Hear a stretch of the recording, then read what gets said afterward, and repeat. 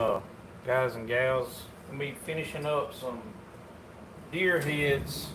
Hopefully we can get them finished um, on this live. Got a little bit of epoxy work and some paint work on some little taxidermy work on some deer heads here. We did another live on working on these deer, doing some finished work. One of them's a 142-inch 8-point. The other one is a 172-inch 16-point buck. Let me see if I can get the camera set up good. Get y'all where y'all can see everything. Got some stuff down here in my way. Get all that out of my way. I've already finished the epoxy work on the 172-inch buck. I've got to finish the epoxy work on this one. I've done some of it already. I've already done the nose. I'll show y'all real quick. Already done the nose and done part of the mouth down here. But I got a little bit more to add in the mouth and the corners of the eyes and the tear ducts. And this big boy will be ready to paint. Dylan, fine, go to work. I am tonight, Dylan. I got to tonight. Look, these big old bucks here, Dylan. It's the ones that you don't get if you're duck hunting. Can't duck hunt and get these big boys right in the middle of duck seasons when they move.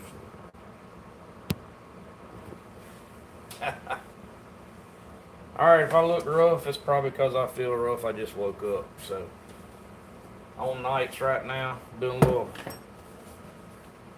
little taxidermy finish up work. Hello, Amy Shields from London. Love the live videos. Appreciate y'all. And I'll do my best to read these comments, y'all. I may have to grab them. That's what I've learned to do is, if I ain't got Danielle with me reading comments, I'll just go back and grab them and catch up on them in a few minutes. Y'all hit the thumbs up. Hit that thumbs up, Dylan, since you watching. Charlie, dang, you do taxidermy work. Yeah, I'm kind of semi-retired on this taxidermy work. Did a lot of years. Did some decent work.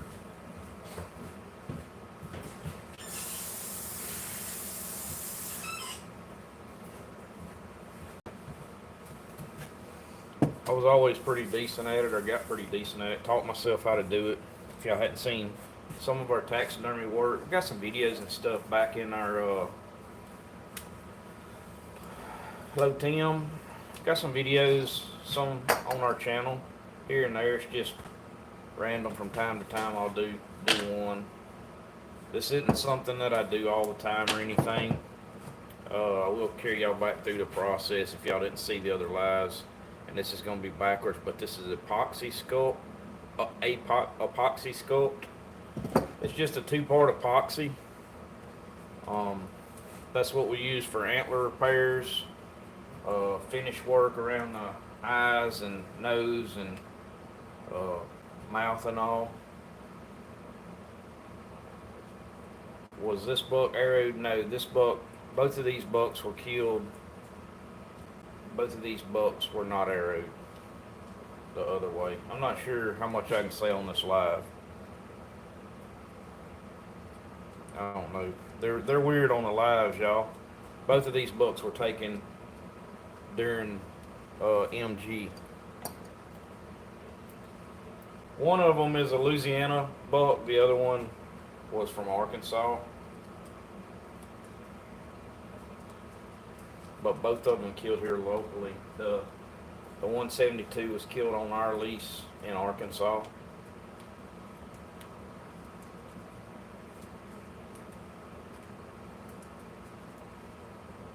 That's just the two-part epoxy right there. Y'all can see that I done mixed it a little bit. I should have mixed it up a little.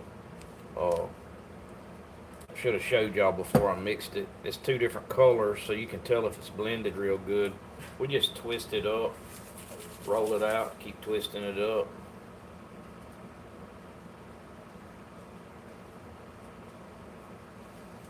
I'll try to answer any questions. comments. Appreciate all the comments. Appreciate it, Tim. Good looking buck. Yeah, both of these are fantastic looking bucks. I got him back a little far from the camera where I can actually do some work right now. This is a dandy. This is a 142-inch 8-point right here. Takes a monster 8-point to hit 142 inches. Give y'all a close up. And he's a really nice deer. That's a really nice deer. The other one, give y'all a look at the beast over here. This thing, camera's not even gonna do justice on him. Y'all check that out. He is nasty. This deer I actually had on camera myself the year prior.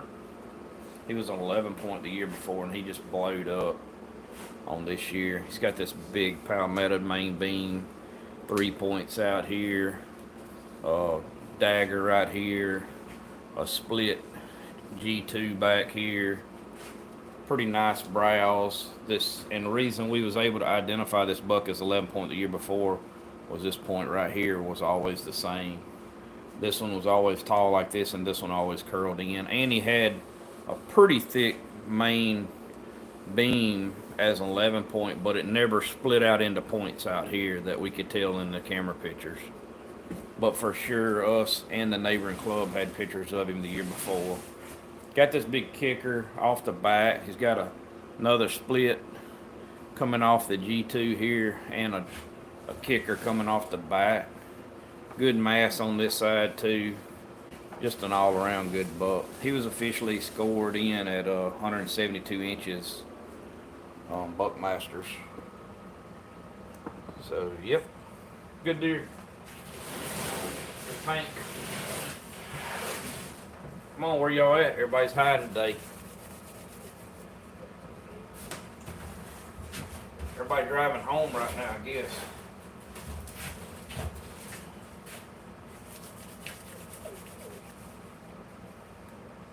Had a bunch of people on the last time locating Holiday. Nice deer no matter where he's from. Oh yeah, no doubt. Both of these are nice deer.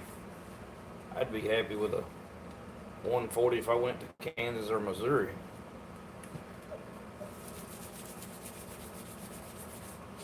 Yeah, real nice whitetail bucks right here. Where's everybody at? Everybody getting off work, headed home, driving? Yeah, don't be on live if you're driving.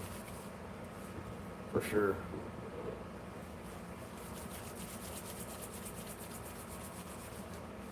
Y'all can tell by looking at the background. We got tools, we got antlers, we got crappie jigs over here. I don't ever got nothing going on. Yeah, Tim, I like that. I like them big typicals too, but that big monster 16-point he's just special.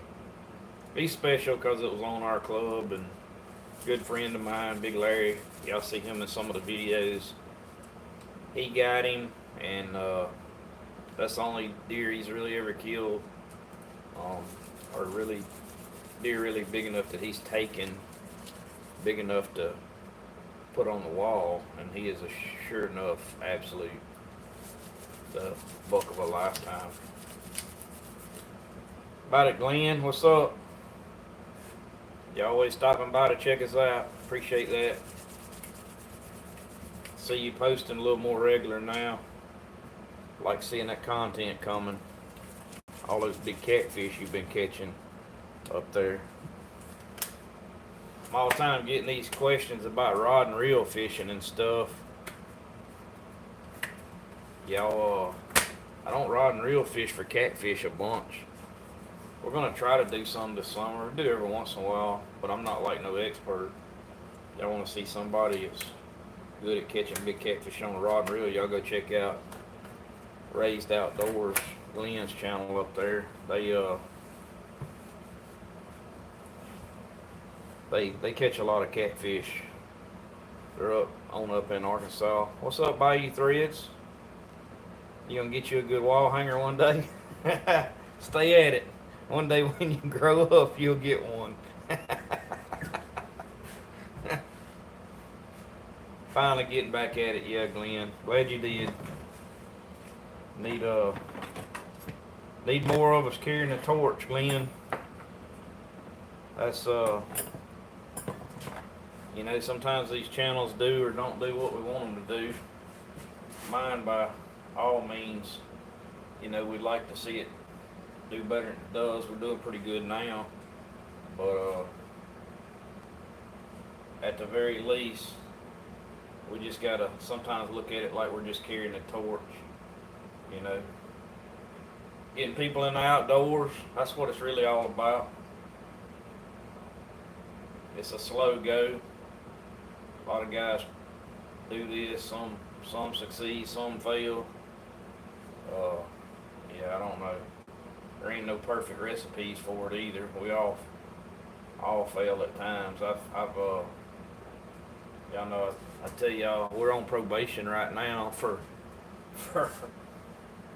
leaving something in a video that somebody didn't like, but kind of at the nature of mercy of other people when we do what we do in the outdoors industry on YouTube. But we're gonna get there. Hopefully we get that off our back and get back to rolling pretty soon. I'm not gonna complain. We're rolling pretty good, but it'd be even better if we didn't have that on us. It affects the channel. We get to see all the numbers and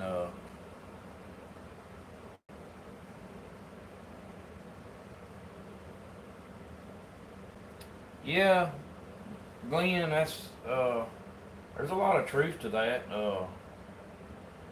You know, and I mean, I guess to me, there's an extent of sport to what we're doing as well. I mean, if there wasn't some sport to it, I think we'd be mounting a deer right now, but definitely not like what we're all about. I mean, everybody likes to kill a nice buck. I think what Glenn's trying to say there, and what I'm gonna add to that, I think what ruins it for everybody is same thing that ruins everything else is money. You know, we get and you gotta pay to play. I mean, you ain't going out there and hunting without paying a bunch of money now. But for me, you know, we're looking at going out of state and going north and west and stuff like that, and we can't, even with the views we pull now, trips, because it won't no kind of a way. It doesn't matter, you know, we got friends that's got channels and go out there and kill big monster buck. The videos won't even hardly pull no views, and the cost of going out there and hunting some of these places is just plumb ridiculous. Land, we've been looking at land in North Missouri, and I mean, you're talking minimal $25, $30 an acre, you know, in mid and North Missouri, and even South Missouri's $20, $25 an acre right now to lease land, and half that land won't even have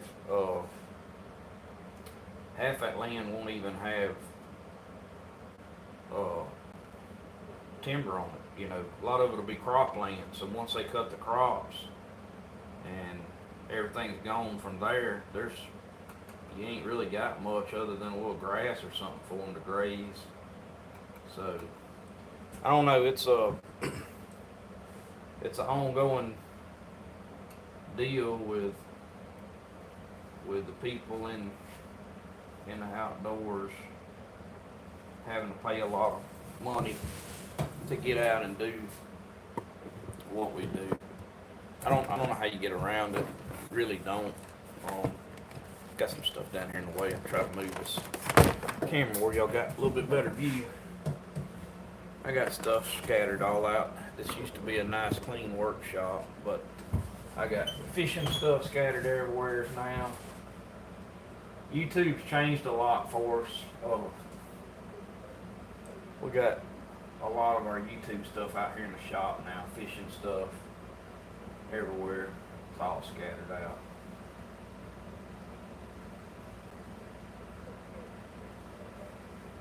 I'm not exactly the neatest person when it comes to putting all my stuff up, because we just go off of one thing right onto another. I'm sure none of y'all relate to that. So my work areas end up being exactly that. They're my work areas. Yep. I'm ready to get this dude. I know there's some other people that are ready to see these deer. Ain't calling no names, but we've been rolling so much, I just haven't had time to get out here and keep the content rolling. That's why I'm semi-retired on taxidermy now. I just don't have the time to do this, to get out here and do this and keep, I don't have the time to do this and keep the video rolling every week. Y'all can hear me okay? I know sometimes I'm turning away from the phone, but y'all can hear me okay? Y'all give me a comment, let me know if y'all can hear me okay. Or am I just talking to myself?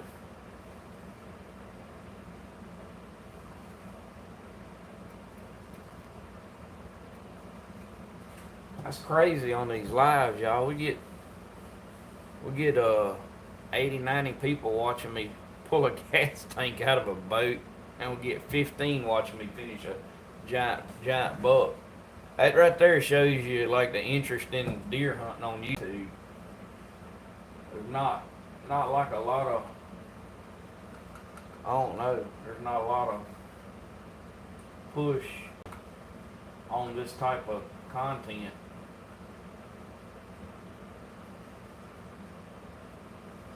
Not for us anyways.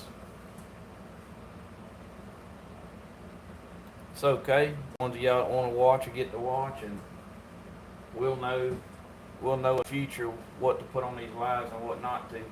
That's still kind of some of what we're doing now, like what gets people's attention, what does people watch.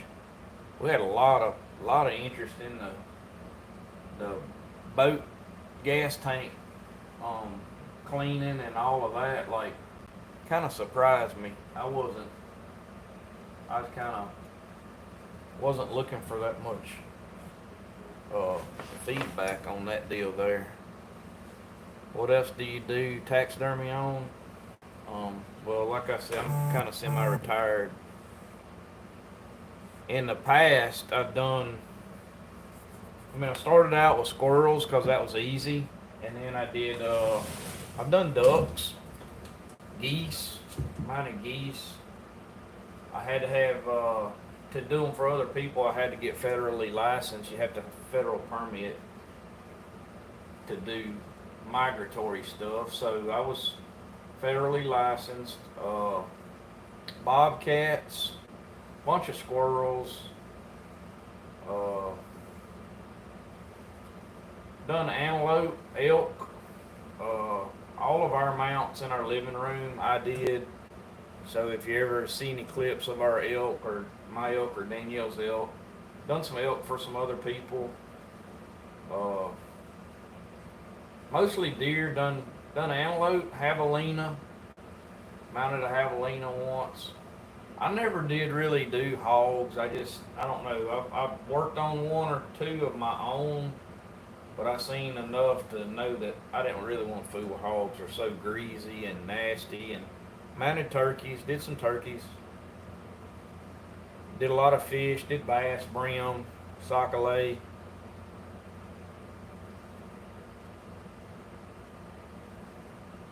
B&M, you come for the deer. Yeah, I'm glad, and thank you for letting me know what you liking to watch.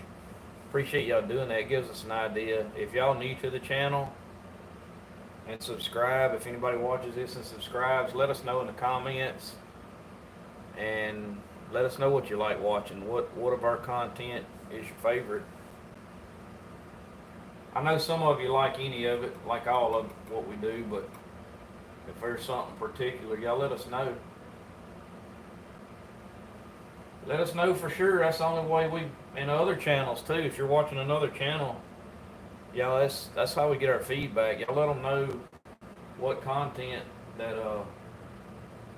because pretty much, I mean, we're not in this to like make content that people don't want to watch. So if we're doing content, let us know what you like so we revisit it, you know.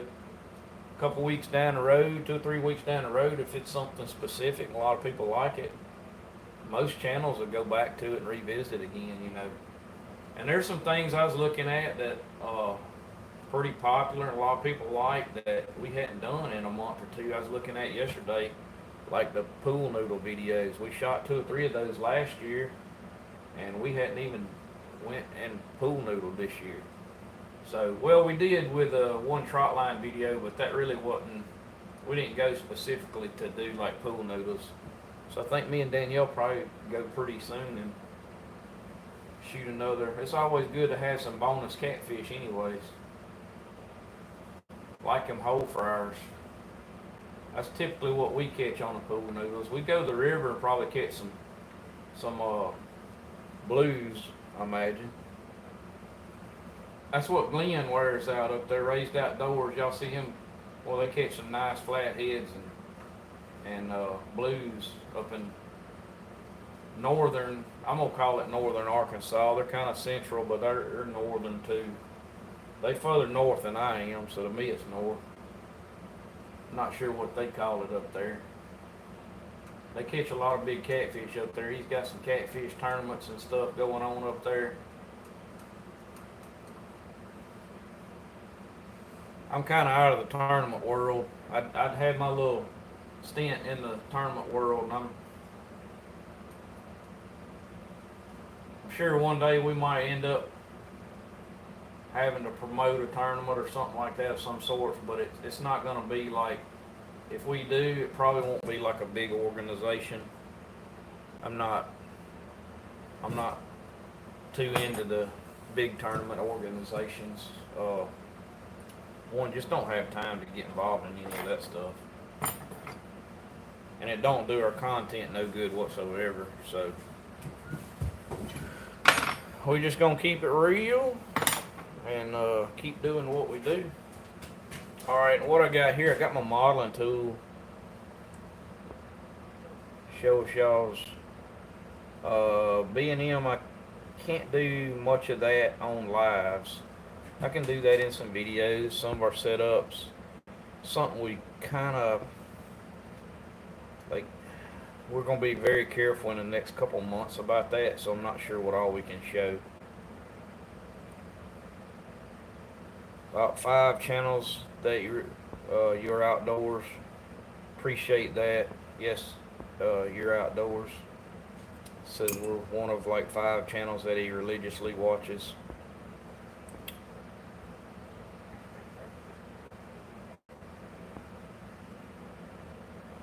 Glenn says most of the big catfish are from southeast Arkansas. Only tournament. A couple buddies that help. Yep. I didn't know exactly where y'all was fishing at, Glenn. I thought y'all were fishing further to the north. But he says most of that's southeast. Got some more friends in the southeast region of Arkansas, and I know they catch some hammers in that area over there.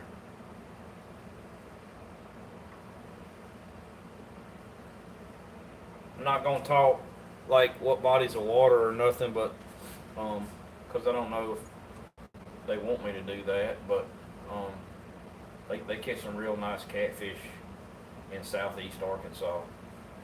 Real nice.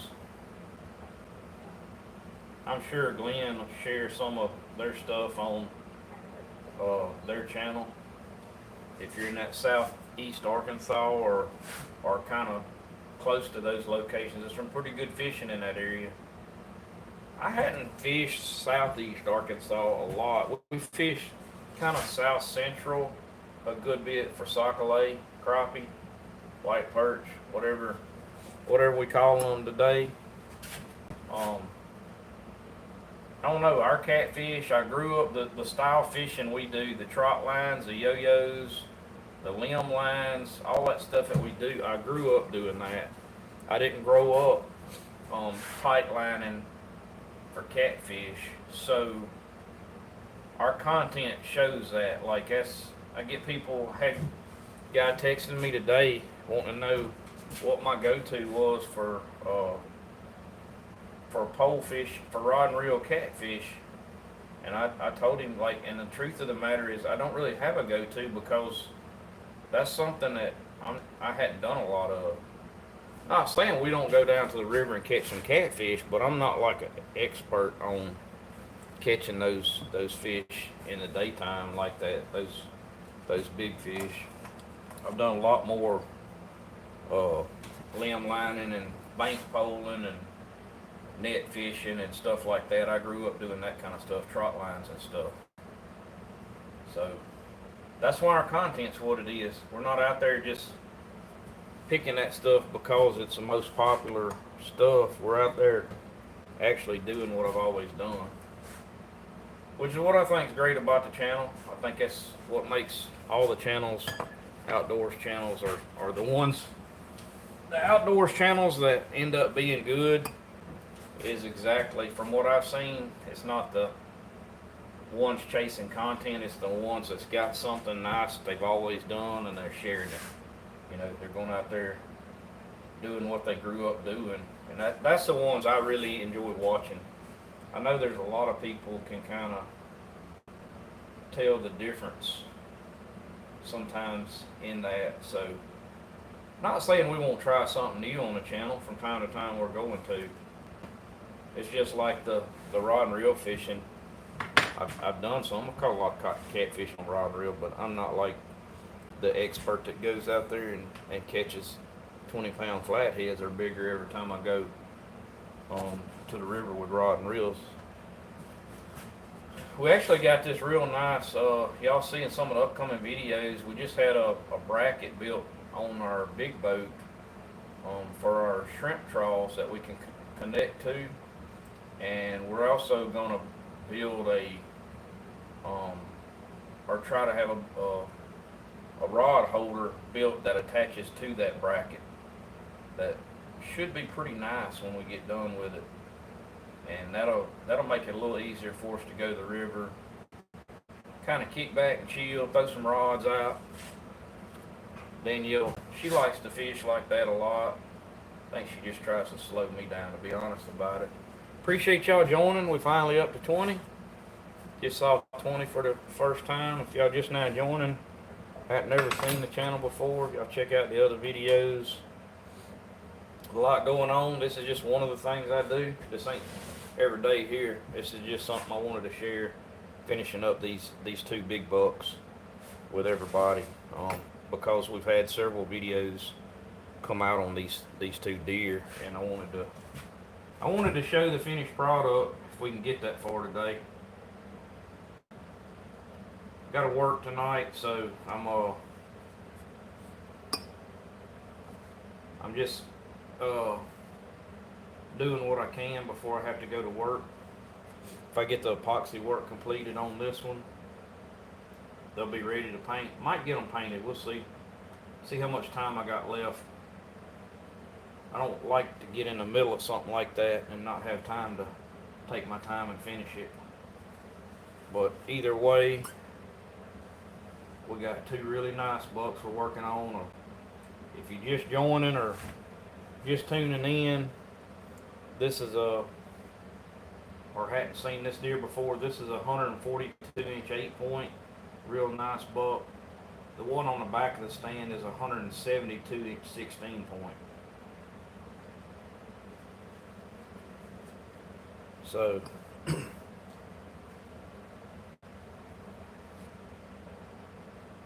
trying to get them finished up,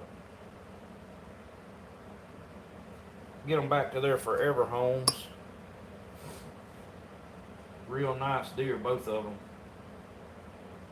Takes a really big deer. A lot of people don't know what say, well, 142 inches, well, that don't mean nothing to me. I've been doing taxidermy work since '03, and I've only seen one or two deer that were 8 points hit 142 inches. I don't think I've ever seen a 145-inch 8-point.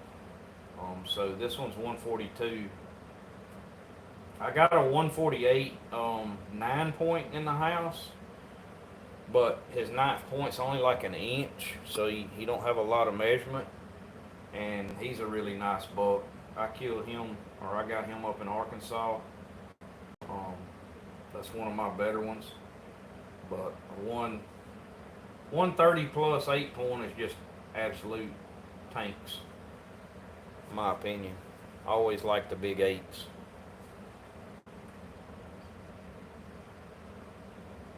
Big 8s.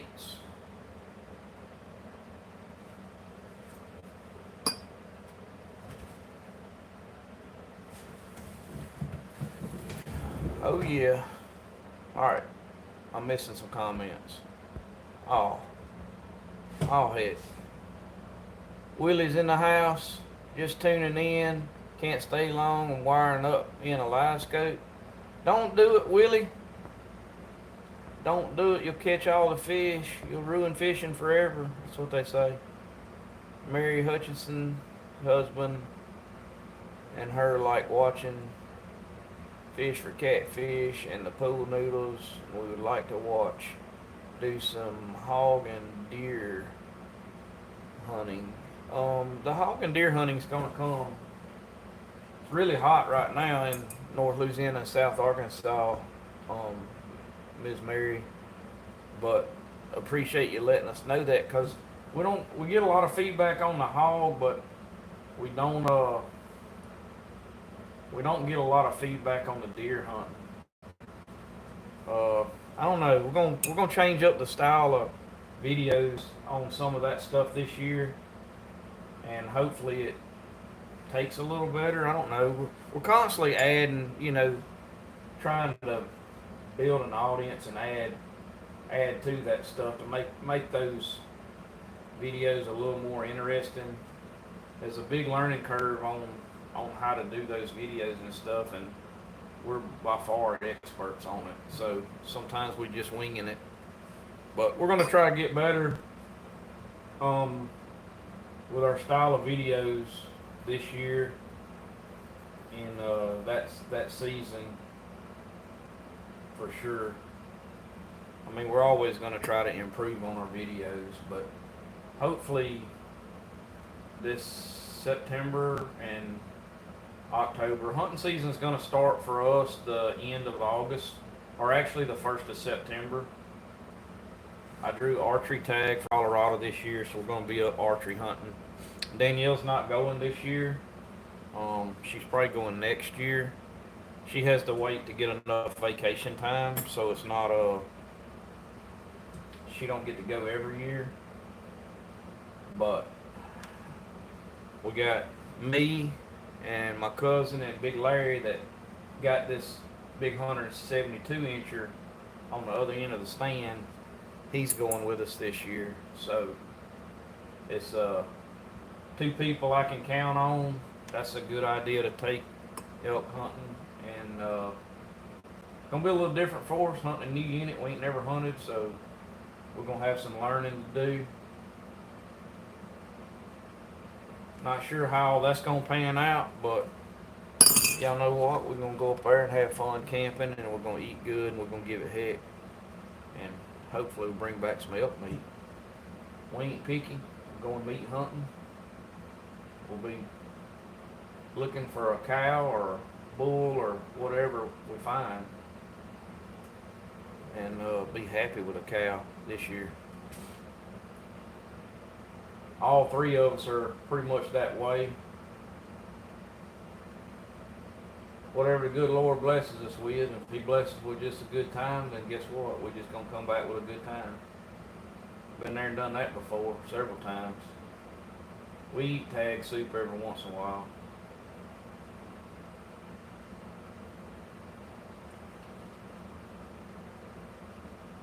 I like that, y'all. I think that's pretty good on that one. Eyes gonna look good. Gonna paint up nice. Make sure on this other side that I got it. Got 27 people on here now. All right. I know I smoothed this in, or I think I did. Yeah, I smoothed this in. All right.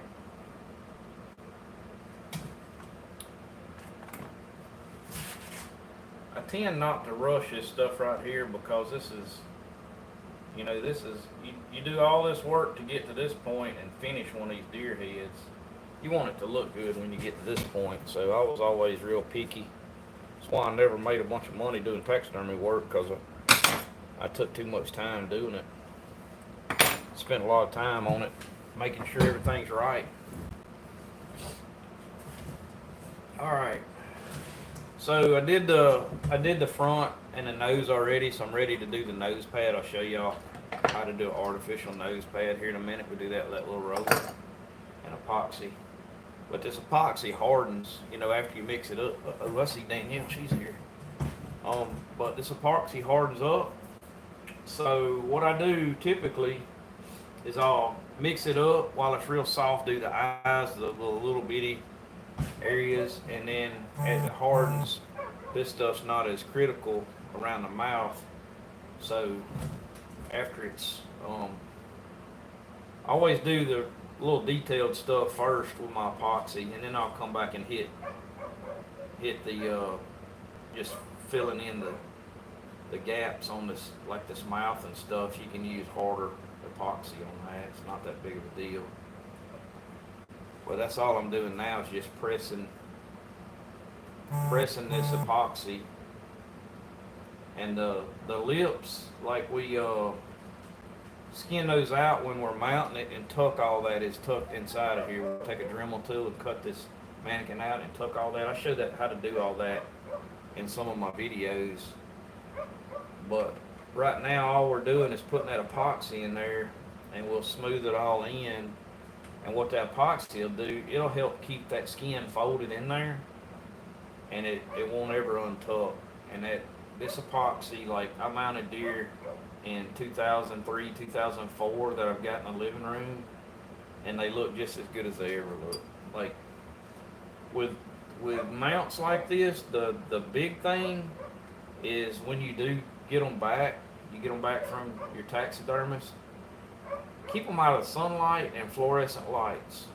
This hair don't like fluorescent lights, and it don't like sunlight. It'll bleach it out. So if you've got a mount near a window, I can assure you it's not going to stay looking that good forever. Get it away from the window. Or put some heavier dark curtains by the window to shade some of that light out, because fluorescent lighting and sunlight really bad for any kind of mounts. It don't have to be deer either. Now it can be ducks, squirrels, anything. It's going to bleach out those feathers and that hair, just like if you were out in sunlight, you know, eventually it'd bleach your hair out. So y'all see all these blondes walking around out there. That's what happened to them. They're out there in the sunlight too much. Nah, I'm just joking on that. Y'all know what happened to them. They just wanted to be blonde. Most of them. Alright. Yeah. That side's done. I don't know. Maybe I can give y'all a close-up me doing this one right here. Y'all can see that's all white. Don't worry about that. That's just epoxy in there on that eye.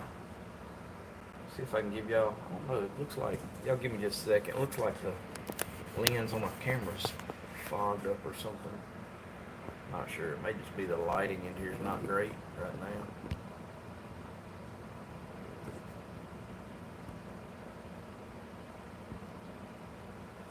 Mr. Jody Patterson says, used to do taxidermy back in the mid 80s in competition.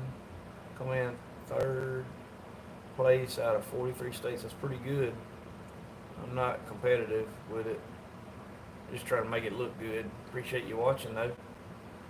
Willie says, agrees about the content. Whatever comes natural seems to be what's best subject matter for content. I agree. And that's why I always say, like, with the younger channels, don't try to do what we're doing and copy what we're doing. Go do what you do. Like, that's the best thing to do, because it comes more natural. It's easier for people to watch. You'll see us add some little things here and there, but for the most part, we're doing what we've always done. Good afternoon, Jeremiah, Southern Illinois. Stefan.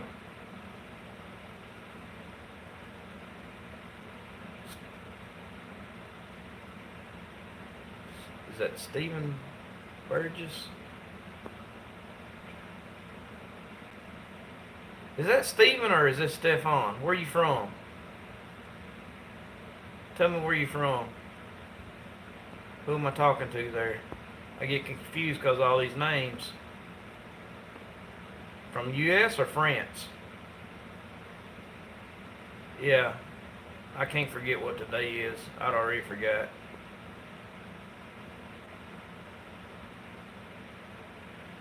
Put your application in for the hunt dogs on here. What's up, Ethan? Good looking buck there, yeah, Ethan. You know something about some of these deer, don't you? Hope everything's doing alright. Keep all my deer in good shape up there, Ethan. Richard, hello from Rockford. Stephen, Ohio, okay. We had an exchange student with the same similar name with similar last name from France, and he's been on from time to time. So that's why I was asking that. Sorry, Stephen, on from Ohio. Real similar to the way he spelled his name. That's what threw me off. I wasn't sure if it was him or somebody else. Appreciate you joining though. Get them dogs ready up there, Ethan. Y'all go check out Hunt Dog. Hunt. What do you call that line in between there, Ethan? Y'all, if y'all are on here, y'all can see Hunt Dog's comments. Y'all go check out his channel. That's my buddy Ethan up in Arkansas. He's up near our club. He's a dog trainer. Does a lot of dog training. Trains these tracking dogs. He's done got pretty big time into that now. Doing pretty good with it. So if you want a tracking dog for tracking deer, y'all check out Ethan Hunt Dog on his website, on his all of his information. Ethan, remind me to put you in on our link tree, Ethan.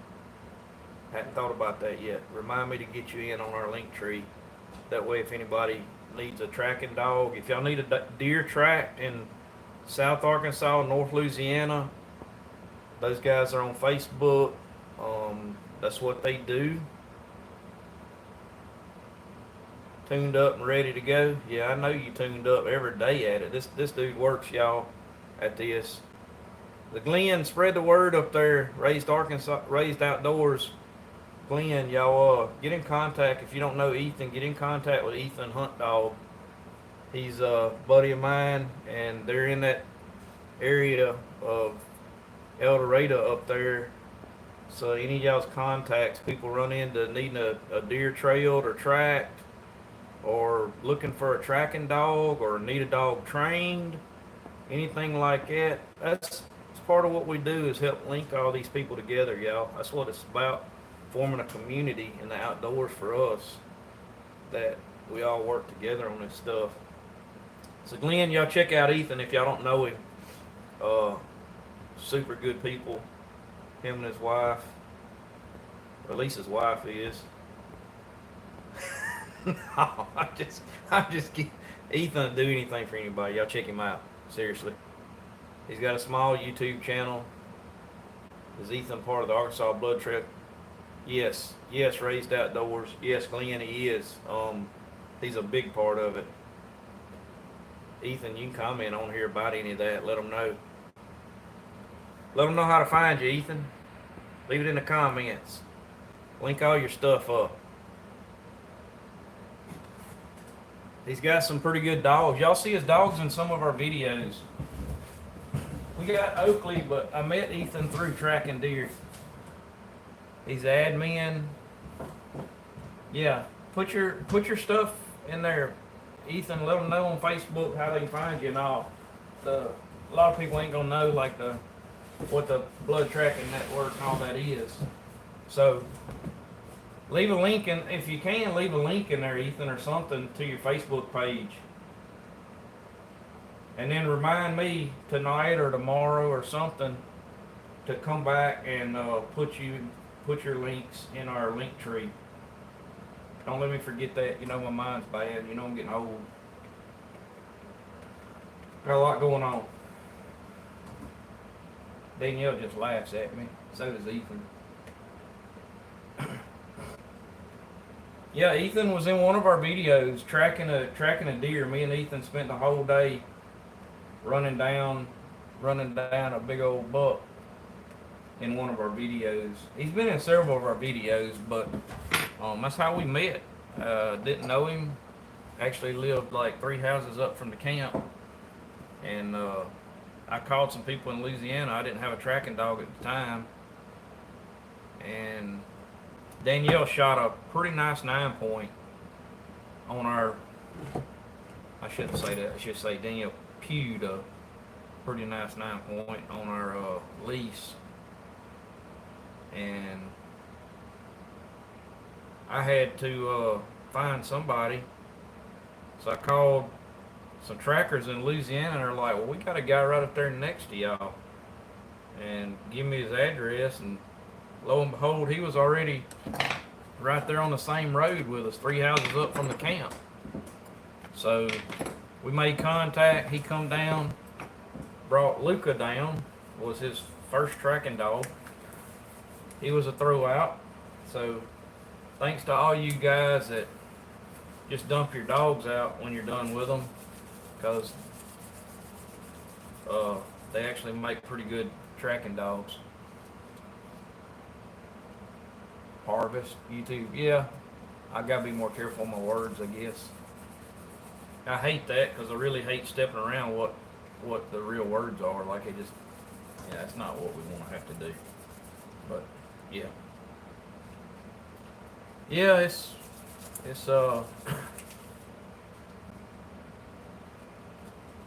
it is what it is. We do the best we can.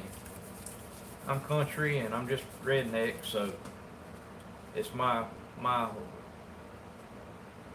language, I don't know what you call it. That's just the way I talk. It's in my vocabulary. There it is. Alright, we got more likes than we got people watching, so that's a good thing. Normally it's the other way around. Yeah, it should be. You know, that's what's wrong with us nowadays. Y'all get me started on in politics and stuff. That's what's wrong with it nowadays. We got to be politically correct, and I like what Raised Outdoors said. Yeah, you harvest a vegetable. Yeah, yeah. That's the way I grew up, harvesting vegetables in the garden. Never heard harvest. They talking about harvesting deer. Like, what are y'all talking about? We just different. But can't hurt nobody's feelings these days. Can't hurt nobody's feelings. That's what's wrong with this country right now. We too soft. And the people we hide in this country, you know, we don't really know what's outside this country, and they sit here and tell us all these lies about how great everything is, and we're the greatest country in the world, and all this stuff. You go to somebody like me, it's been some of these other countries, like you go over there and it's like so peaceful and quiet, no crime, no drugs, none of that stuff. You know, you come back over here and I'll be doggone if West Monroe down here ain't got streetwalkers now. Like seriously, like I'm seeing this mess, like homeless people and addicts and street curbers like all over West Monroe now, and it's crazy. I've never seen that before until like in the last year or two. Monroe's even worse. So what are we doing to our like country? I don't know. Y'all get me on that stuff. I could talk all day about that stuff. Like, I mean, what's really happening to this country when you go to Chick-fil-A and you sit in line for 30 minutes? That's not even American-like. Like, that's not even... Like, when you have to wait 30 minutes at Chick-fil-A, something's wrong. You're right, Stephen.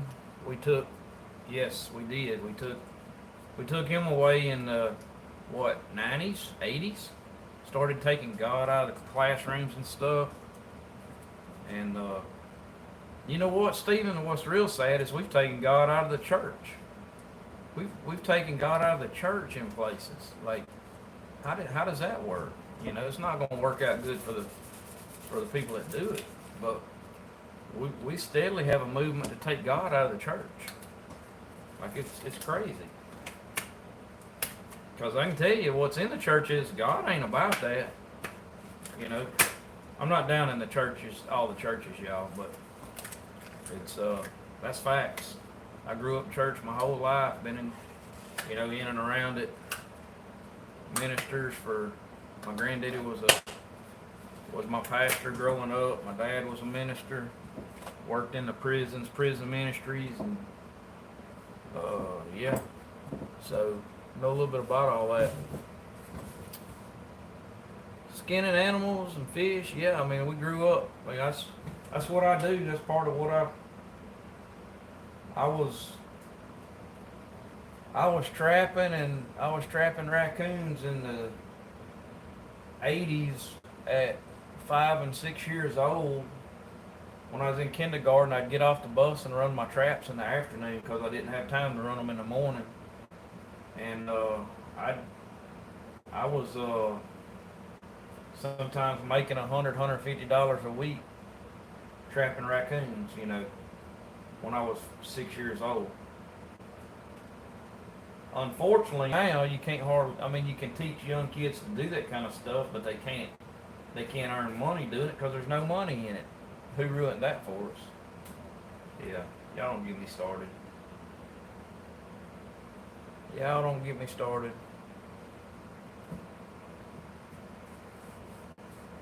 Well, good, Crunchy Cracker.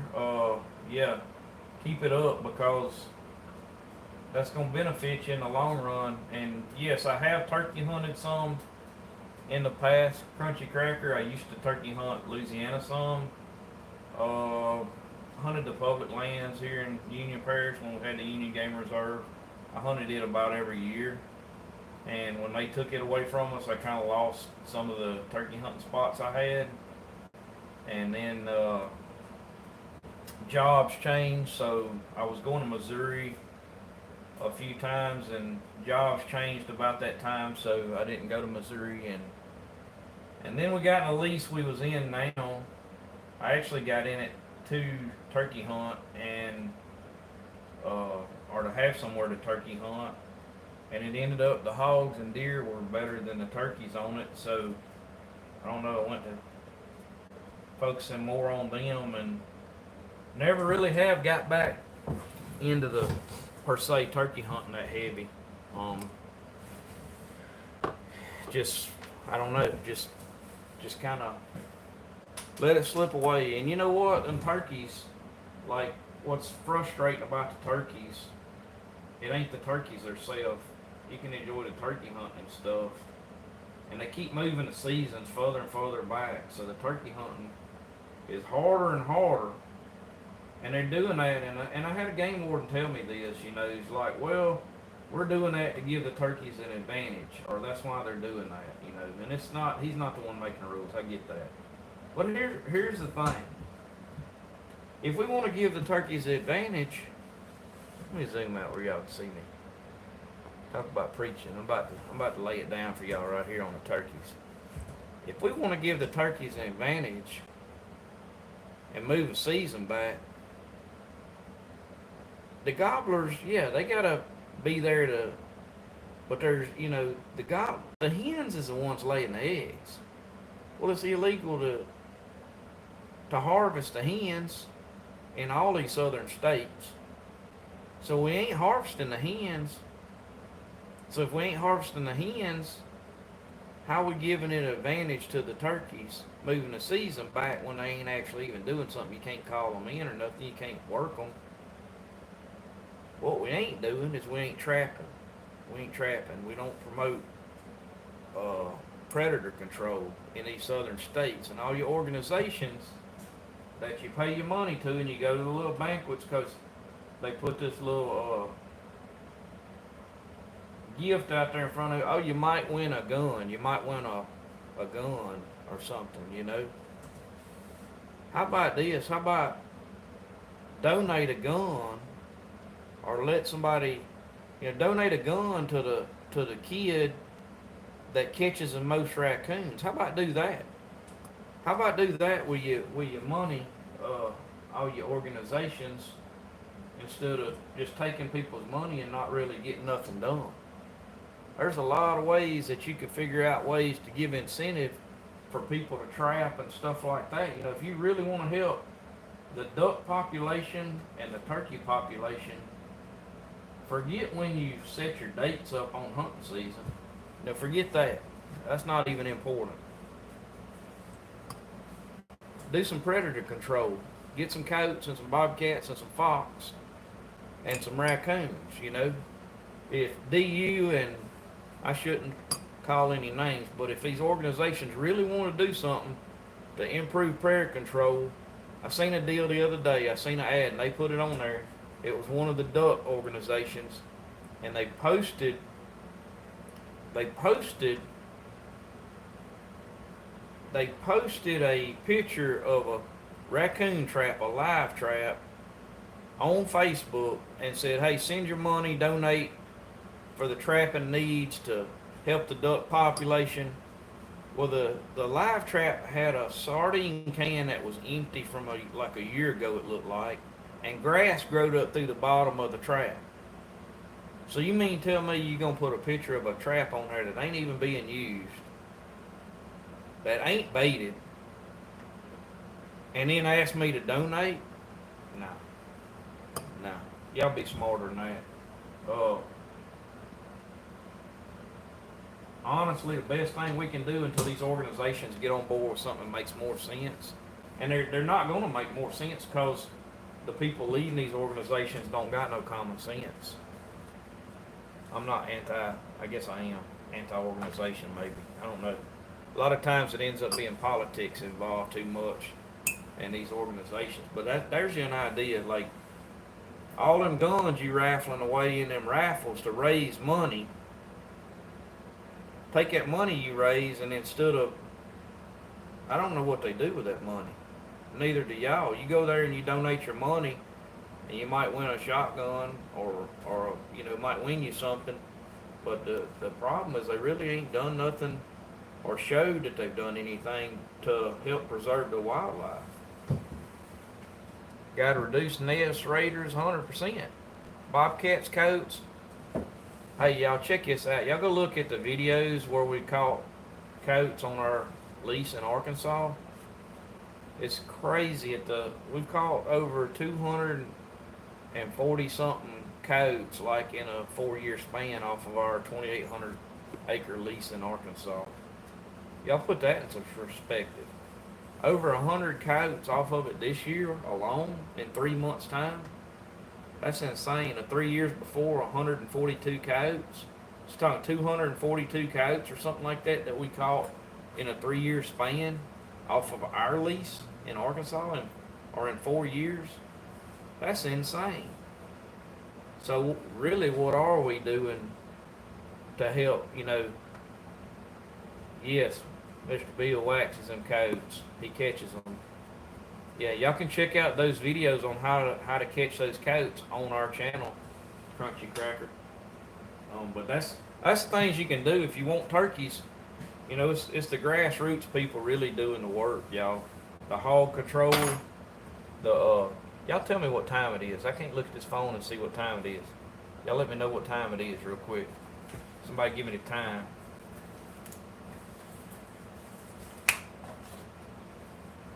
It's the people been out there in the outdoors their whole lives doing this stuff that really knows more about this than the heads of these people in these organizations that's good at organizing get-togethers and taking donations. That's not. I mean, if you use the money for something good, that's one thing. It really is.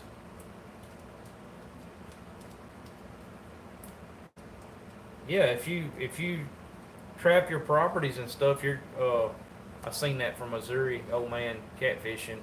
You're gonna have some of the best. Yeah, if you can get them grandsons and stuff in on that trapping and teach them, I mean that's what I plan to do with mine teach them, that it's going to take some work to get out there and pay off if you want to go out there and enjoy. Where are you at, Steven? That's on the East Coast, right? So I think I'm 4:45, should be. Somebody give me a time. What is it, Glenn? 4:45, Ethan? Is that right here? For some reason on the lives I can't see the time. I'm scared to touch much when I'm live. I'll be done shut it off. I think I got time to finish the nose pad on this. Probably come back and paint it tomorrow. I'm not gonna have time.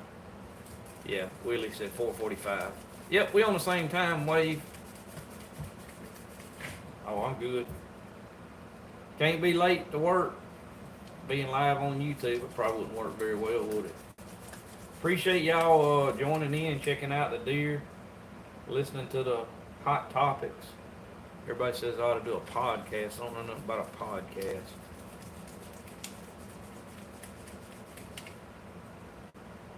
I'm not on here to knock the organizations. I just think there's ways the organizations could use a little more common sense and take some in the state, and I'm talking about like our states as organizations also, or wildlife organizations. Like there's things they could do to start off with. They could actually start listening to people like me that's been in the outdoors my whole life, instead of just taking ideas from Joe Blow down the road that don't really know nothing about what he's talking about on stuff.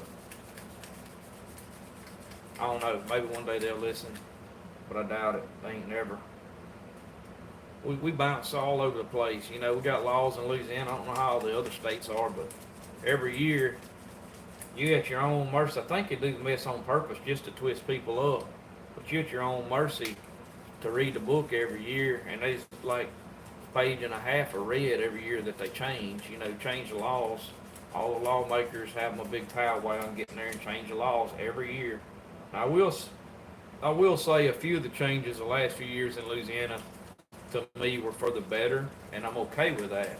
Simplify it, make it to the better. All them licenses and stuff, you gotta have one to do this, one to do that. That's for the birds. Nobody's interested in that. Just, if you wanna take us out to the woodshed, just charge us what you're gonna charge, be done with it, and give me one license and be done with it. I'm not interested in having to figure out what I need to be able to go and do something. Just charge me to fish, or charge me to hunt, and let it be that.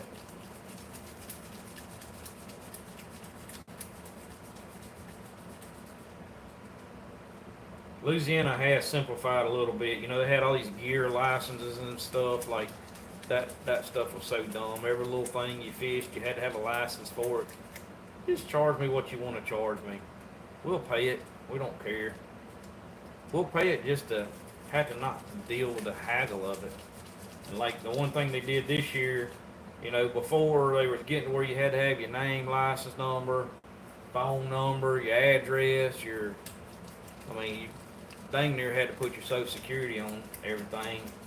And they did make it to where all you gotta do now is everything's still gotta be tagged, which is fine. Nobody really cares, but all you gotta have is your thank you for the update. All you gotta have is your license number, your LDWF, Wildlife and Fisheries number. So that was a good improvement. I give them that one. That was a good improvement.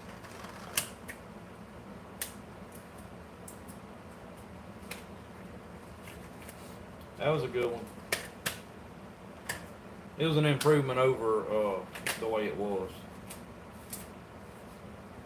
You couldn't hardly find a sticker or a tag big enough to write all that mess on. And then it was so confusing. Everybody was always asking in our videos, like, what you gotta have? Well, why you gotta have that? Well, too much stuff. We was getting a ton of comments on that. Since they went to all you gotta have is just your license number. Since they went to that, we ain't got too many questions on that anymore in Louisiana. So I think it simplified things for a lot of people. What I'm doing here, I'm gonna coat this whole nose pad, y'all, with this epoxy. And once I coat it, I'm gonna smooth it all in and roll those dimples with that roller in it. The way you work this epoxy is put it on dry, you put it on and it'll kind of self-adhere to the skin, and then you can smooth it in and work it. You can move it around and all with water. Just put water on your fingers or a Q-tip. Y'all seen I was running the Q-tip. That's a wet Q-tip that I'm running around the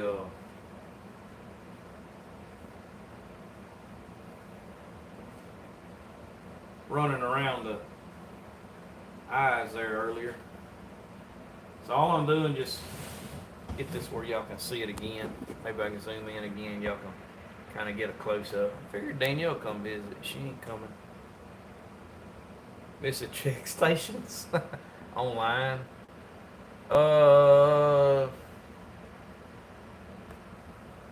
Yeah, I don't know, Glenn. I'm kind of mixed emotions about that. I mean, the check stations, I guess, for some small communities were probably like cool. Everybody shows up with their deer on the back of the truck and stuff. But I know for us, like, we would have to, I don't know where the check stations used to be, like where we're at. We'd probably end up having to go 15 miles into town.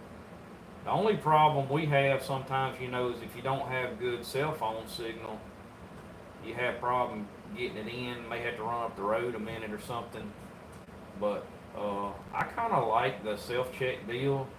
And I know for us in Louisiana, the technology on the WMAs, like one of our, some of our videos will end up shooting, a lot of YouTube videos, not just our channels, but others get shot or get filmed on these WMAs in Louisiana and stuff, public land. And for us, being able to check in when you arrive or before you get there on the phone, like, that beats the heck out of having to fill out them papers and stuff. So I'm glad Louisiana has went to some of that stuff. I'm not 100%. I don't hunt much public in Arkansas, so I'm not sure how all of that works up there, Glenn. Is it done went to technology, or y'all still filling out papers up there? I think you can still fill out papers in Louisiana. They still got the check papers and stuff, but you don't have to. You can use your app on your phone. As long as you got the app, it works pretty good. And that's what I tend to roll with. Like, I'll get on that app and just check in. Sometimes we forget to check out, but they don't seem like they hammer us on that, or to. I think it's more for safety reasons, just making sure they know where everybody's at and that nobody gets stranded, or nobody's in a bind or something. But I'm gonna be honest with you, I forgot to check in like 2-3 days later and check out. You'll get a notification. Heck, if something was wrong and I needed help, they wouldn't have come and helped me.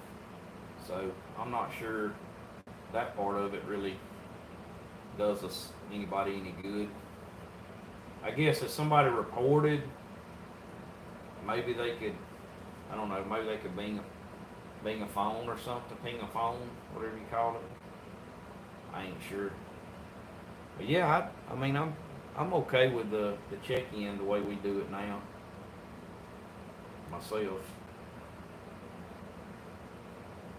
No, Glenn's saying they don't have real good cell phone signal, so it makes it difficult. I can see that for sure. I can see that. Alright, so now I've got all the epoxy on there, and what I'll do, I'll just smooth in all of it. I've just got water on my finger. I got this cup right here full of water, y'all. Y'all can't see that. There you go. Supporting. Yeah, I don't know. I ain't really supporting them because, I don't know, they're so big now, they don't really try to do nothing to help us out. Take our money for holding our money is what they do.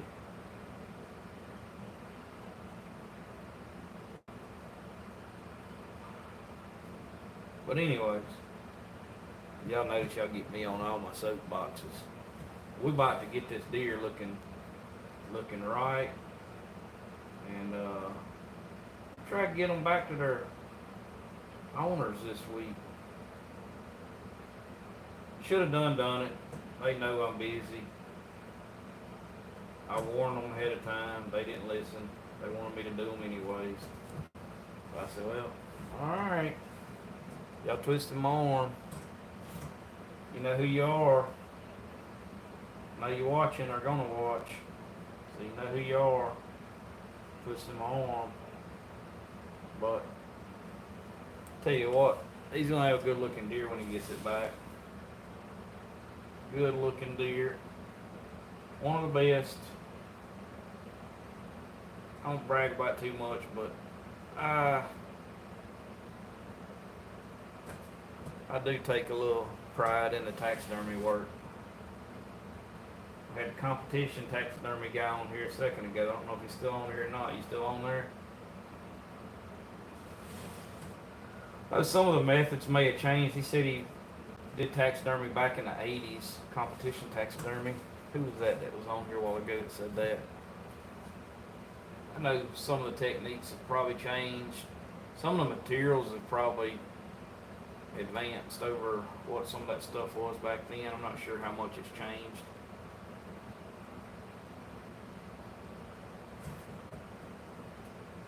I know things tend to change over time, and yeah, I'm sure there's some more advanced techniques now than even what I do. I'm sure some of that stuff looks like to me it's just to get your money.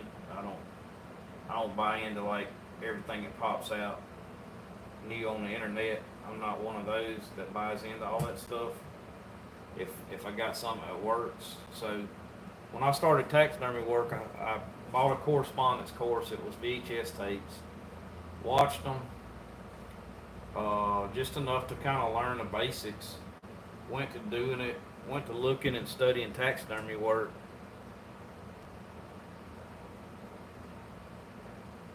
Yeah, that's about true, Richard. I started studying taxidermy work, and the reason I started doing it was because I had some taxidermy work done that was pretty poor work, and I was like, heck, I can do that good myself. So I started studying like poor work.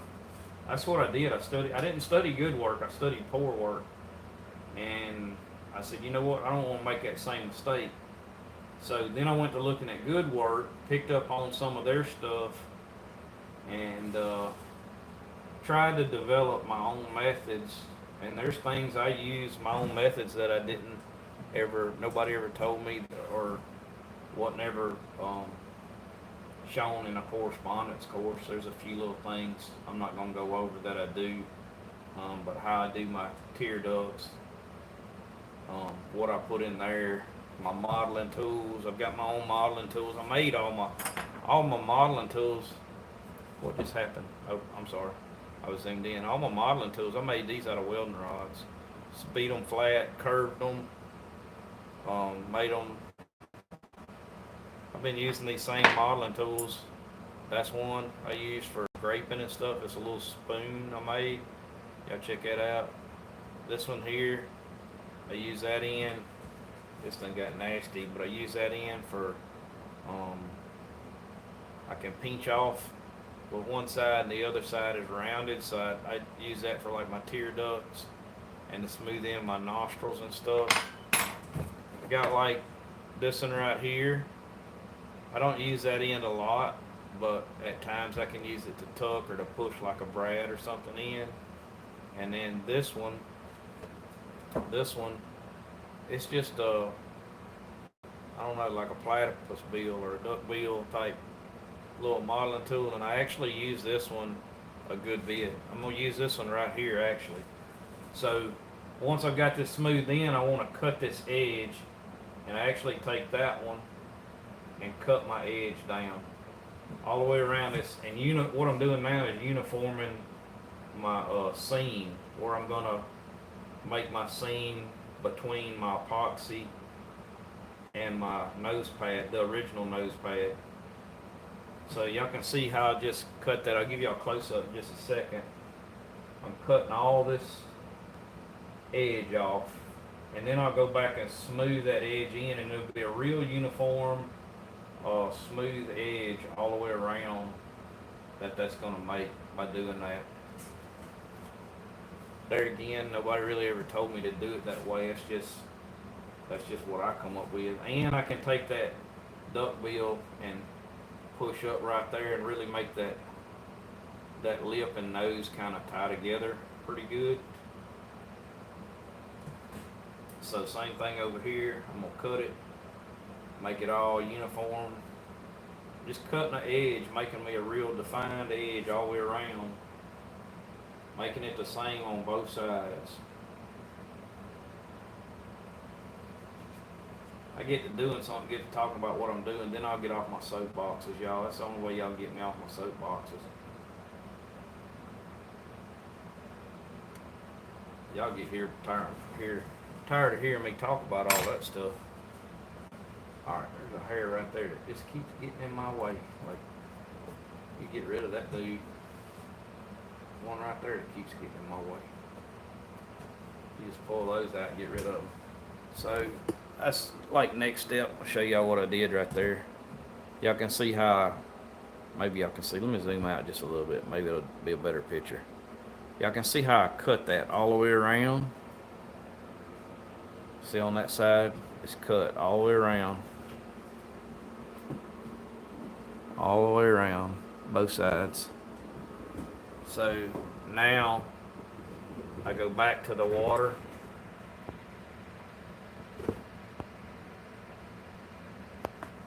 What is DHS tape? VHS.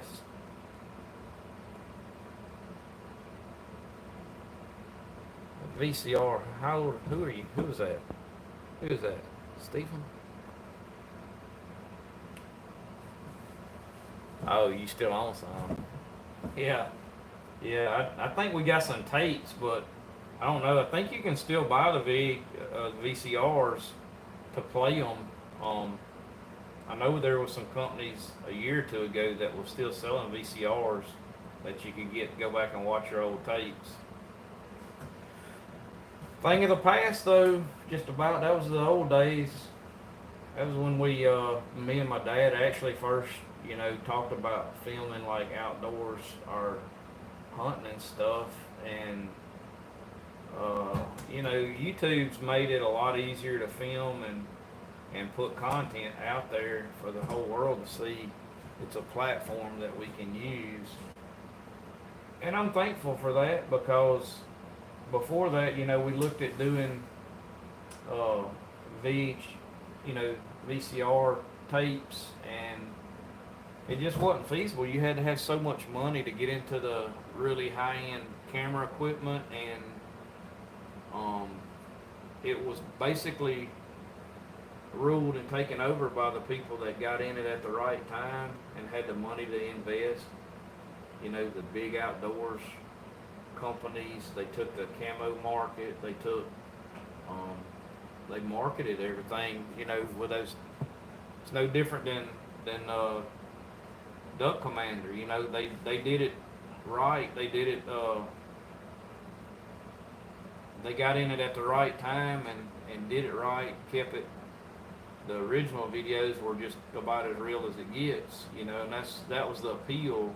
That's when everybody really started noticing, like, people want to see the real raw material, like, what it's really like. And that was the fascination. That's why they were so successful, because at the time when they come out with their duck hunting stuff, that was some of the most raw footage that had ever been put in any wildlife films.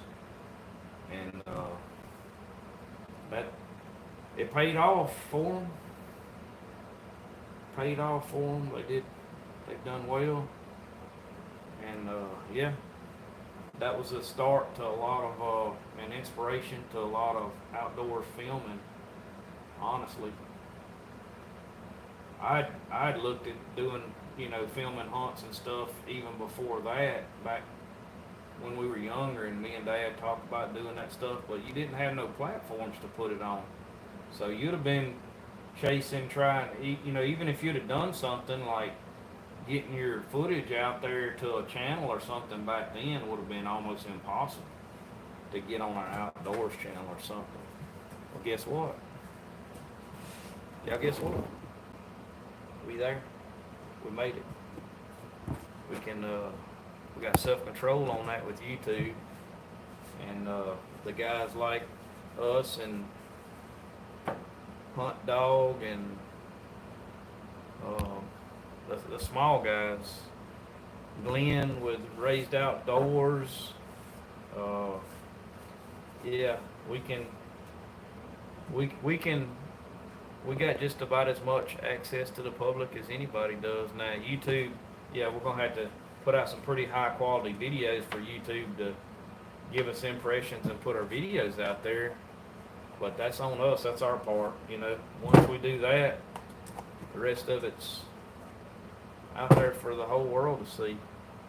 Guess what? All those guys that made videos for years and had a monopoly on it, they can go on there and watch our videos now. And those that was faking it all along, they can go watch the real stuff now. What y'all think about that? Y'all let me know. Yeah, they can go watch the real stuff now. Get out of them high fences, go watch this real stuff. Come on now, where's some comments at? Y'all let me know. That's good stuff there. Alright, so I got that smoothed out. I'm going to wet this up one more time, this nose pad, and I'm going to take all of my fingerprints off. That's why I'm wetting it up right now, just to get rid of the fingerprints. Y'all probably commenting, I wasn't watching the comments. Real tree. Oh yeah, all the big names. You already had all the big names in camo. YouTube is cracking down on. YouTube cracks down on everything. Like, but I'm gonna say this about YouTube. You know, we're a big part of YouTube now. It is what it is. We got rules and stuff. We hit a guideline that they thought we messed up on there a few months ago, and we'll get our line back out. But you know what I don't know what to say about, like, I mean, we still want to be able, we want a platform as outdoor, as people that create our type content. We want a platform that's as friendly to our content as possible, right? So all we can do is hope for the best, that it don't get no worse than it is right now. There's other platforms that are less friendly than YouTube. You've seen a lot of lately. There's guys that I've watched videos of, but a lot of people, yeah, Fred Bear was one of the good ones. A lot of the people, and this is that roller, I just dip it in water and then roll these on. A lot of people that were on the bigger platforms, like even the Outdoors channel, other big media outlets, have turned their focus towards things like YouTube because they can control their content more or better than, say, a TV promotion that tells them what they can and can't put on there. So you've seen a big shift in YouTube's responsible for that shift. You know, and if you really look at it and think about it, the Outdoors channel and, you know, the other channels and stuff that were out there before, they were limited to what they could show on some of that stuff too. You know, I mean, you could tell from the content that they had guidelines they had to go by, I'm sure. I don't know all the details on that. I'm not an expert on that, but I'm pretty sure there's always, you know, most of those things had guidelines to go by. I'm losing my Q-tips down here on the floor. But I mean, you got people that, I mean, look, we're not out here trying to be like just gruesome or nothing, but we try to show it like it really is, and to the extent that it's real. It's not, we're not watering down the content, and we have to water it down a little bit. It's out of our control. That was one of the issues we had a few months back, but we'll get past that, and we'll still try to keep it as real as possible, because in reality, I mean, who are you protecting if you don't show it like it really is? I don't know who you're protecting. So, anyways, well, I'm gonna show y'all, and this may be another live. This is almost an hour and a half, just chit chatting and doing this work here. But y'all can see the nose pad. Y'all check it out. I'll do one more live and paint these. It won't take me long to paint them, but I'll do one more live and show y'all how well this ties in with the paint. I'll airbrush all this. There's the eyes tiered up. That's what we're looking like right now. The mouth is finished. This one's ready for paint. I just don't have time. I got to go to work this evening, so I don't have time. But it is ready for paint. And it won't take me long to paint them. But I'll do another live if y'all want. Not a lot of people jumped on today. Probably wasn't the best of times when everybody's getting off work and stuff. Had over 30 a couple times. But I still, when I start something like this, I started like basically a series of these, or did several videos on these deer and mounting them and stuff. But I like to show the finished product, and the live's an easy way for me to do it and not have to edit it. That's the big boy. You gotta check him out. He deserves all the respect. That's a beast. Big old whitetail buck there, trying to give y'all one good last look at him. 172 inches. Nice deer. I think I'm still zoomed in, y'all. Let me zoom back out.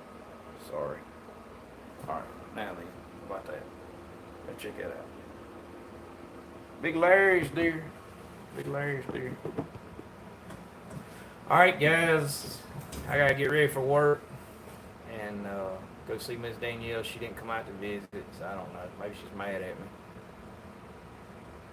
Mr. Bill, you was late. You're gonna have to go back and catch up on the video. See all the good finish work here. I'll do one more live on these deer. Showing y'all. I wouldn't want to go this far and not show y'all the finished product, but I'll come back and do a live on this later. But appreciate y'all joining in. Got a lot of likes for the amount of people that's been on here. Still only seen just over 30 a few times. I guess I'm getting worse at these lives. Y'all let me know in the comments. But if I'm doing a bad job or something, I can take it. But yeah, hit the like button before you leave, or if you watch the video later, hit the like button. I figure this video, some people will come back and watch it later tonight. It's a bad time, I know, but I'm on nights right now, and I got to go to work here in just a little bit, so I'm gonna get off. What the world? My alarm clock says it's time to go get ready for work. All right, guys. Appreciate y'all. I'm gonna get off of here, but hit the thumbs up button before you leave, and yeah, keep it real. God's country hunting and fishing, keeping it real ourselves.